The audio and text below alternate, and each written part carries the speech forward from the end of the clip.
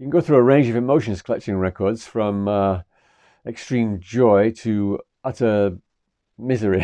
Utter misery. You can go through a whole range of emotions buying records online, from utter misery one day to extreme joy the next. And that's pretty much what's happened to me over the last 24 hours. So I thought I'd do a quick video on the two items that I've bought. And we'll start with the bad one first of all. What happened is I went online and I found a record that is a very rare one. It's a very old Elvis one. I'll try to show you a picture of it using my very own book, in fact. It's an old copy of Don't Be Cruel with I'll Never Let You Go on the flip side. So it's this one here at the top. It's got the yellow and white insert. There are two versions of it. The other one, which you can see on the opposite side there, it's got SS series on the top. This one does not have the SS series text at the top. They're both really, really rare. They just hardly ever turn up for sale. So I saw one for a good price online, but there were no pictures, and it said writing on the sleeve.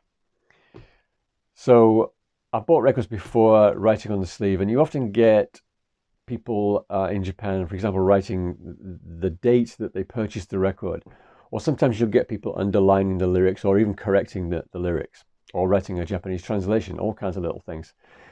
Most of the time it's not really that bad, and it's usually on the back, you know, where the lyrics are. So I thought, I've got to take a chance. It's a really rare record. I don't know when the next one's going to turn up, so I took a chance and I bought it. Anyway, so it came yesterday, and here's the record itself. Very early pressing of Don't Be Cruel and I'll Never Let You Go. And here's a sign of a very early record from the 1950s. It says vocal on the right side there. On the later pressings, it says SS series. There are other things as well you can look out for to determine whether or not it's an early pressing or not. But that was a record, and it plays really, really nicely. Great sound. It's been well looked after.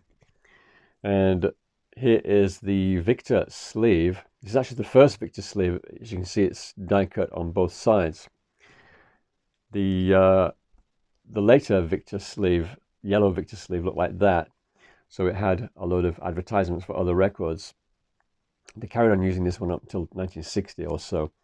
And they never changed the advertised records on the back, even though some of them were probably deleted by 1960. But anyway, so on the back of the sleeve there, look at that, it's got "The King is Dead." So obviously somebody's written that, you know, just after Elvis has died in 1977, which is a real shame because the record was around about 20 years old at the time. So anyway, if that had been the extent of the writing on the sleeve, I would have felt very good about that, but unfortunately it was a lot worse than that.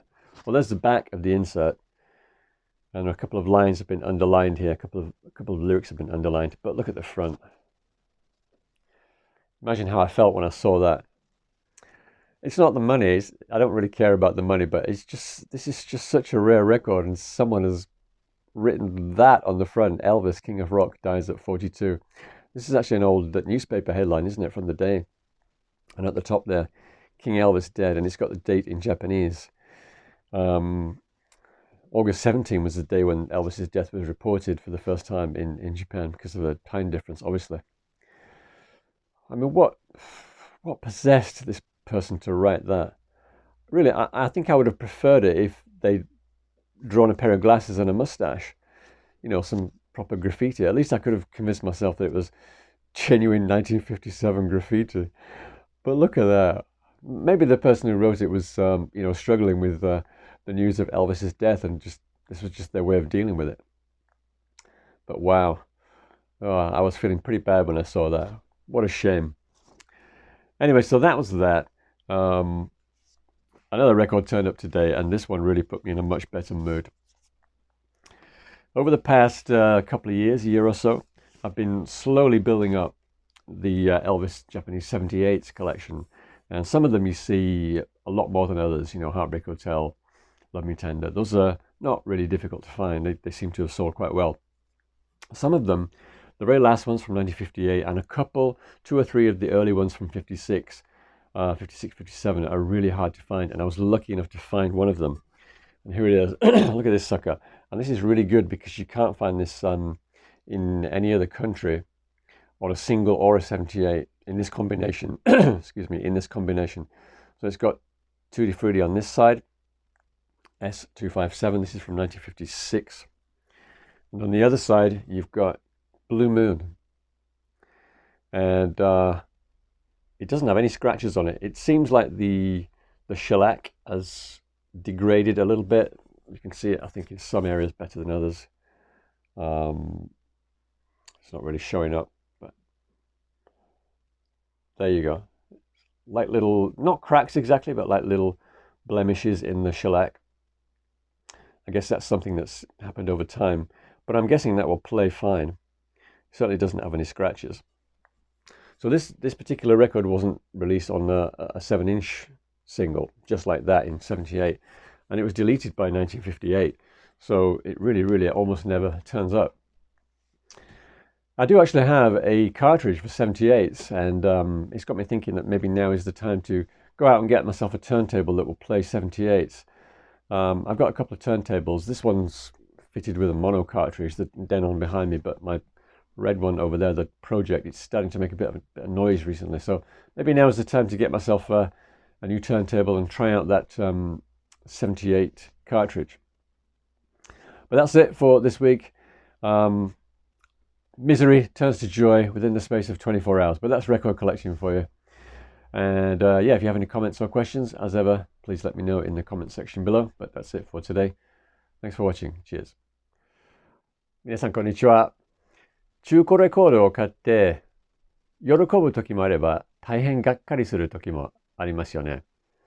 実はこの24時間に私は両方経験しました。今日はその話をしたいと思います。先週かな、ネットでとっても珍しいエルビスの中古レコードを注文したけど、写真はなかったです。一応どのレコードだったかを見せます。これは自分が最近出版した本ですけど、ここにある冷たくしないでの黄色いジャケ、まあ実は2種類ありますけど、今回は上に SS シリーズが書いていない方のものの話です。で、ネットで注文して、で、商品記述に書き込みがあると書いてあります。まあ一応非常に珍しいものだから、まあ日付とか歌詞の下に線とか、そういうもの、それぐらいの書き込みだったら全然構いませんと思って、ね、注文して、昨日届きました。じゃあまずはレコードから見ましょ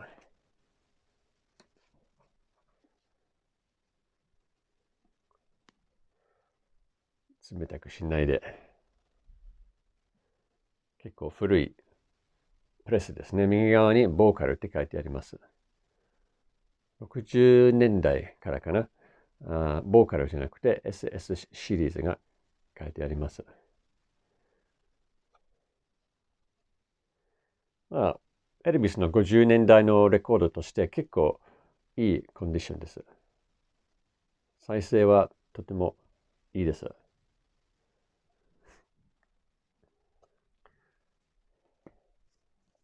ビクターのジャケもついていまして、で、裏に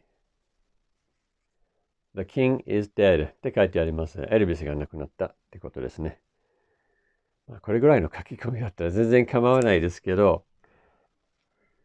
皆さんこれどうですか？書き込み？落書きですか？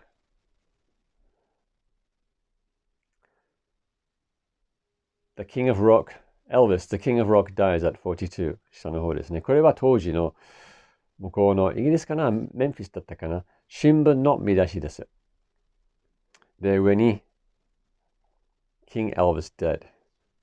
昭和52年8月17、16も書いてありますね。16日に、まあ、皆さんご存知だと思いますけど、16日にエルビスが亡くなって、で、17日に日本で報道されました。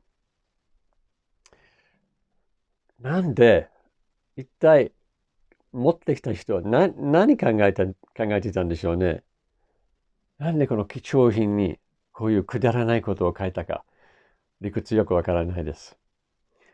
例えば、エルビスの顔にメガネと口ひげが書いてあったら、その方が面白かったかもしれません。少なくとも笑えますよね、落書きだったら。でも、これぐらいくだらない書き込みだったら、いやー、悲しむほかないですね。まあ、それはそれで、それは昨日で、今日は別なものが来て、見たらすごく喜びました。最近少しずつ SP 版を集めています。で、まあ、よく見るものありますね。ハートブレイクホテルとか、冷たくしないでとか、ラブミーテンダとか。で、なかなか出ない SP 版もたくさんあります。で、今日届いたのは、その一つです。これです。ブルームーンに、日本語の発音で、トゥッティフルッティ。これ非常に貴重な、非常に珍しい SP 版です。ビクターのジャケットも歌詞カードもついていないけど、まあレコードだけで十分喜びます。そして、レコードなんかちょっと劣化してるけど、こっち側見ればわかると思うんですけど、まあ日々じゃないけど、劣化してるだけだと思います。傷はとにかくついていないです。多分再生は OK だと思いますけど、まあ、このコンディションだけで十分満足します。今うちにあるターンテーブルはね、どっちも、SP は再生できないけど、まあ、片方は最近ちょっと調子悪いので、SP 版を再生できるターンテーブルを買い替えようかなと考えています。じゃあ、今回はここまでですね。昨日の悲しみと今日の喜び。ありがとうございました。